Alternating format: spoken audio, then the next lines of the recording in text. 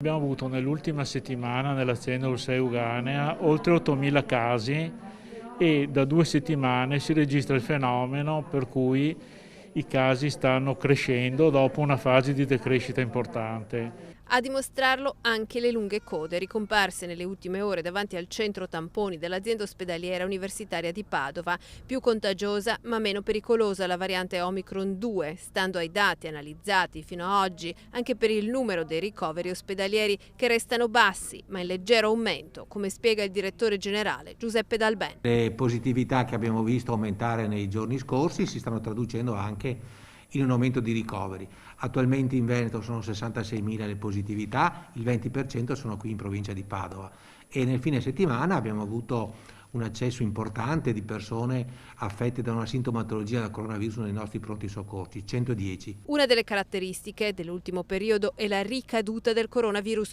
ovvero la ripositivizzazione di molti pazienti che il Covid l'hanno già avuto. Però la malattia si presenta con sintomi di assai minor gravità che ci fa sperare per il futuro, un futuro nel quale credo dovremo imparare a convivere con questa malattia come abbiamo imparato a convivere per esempio con l'influenza e altre malattie infettive.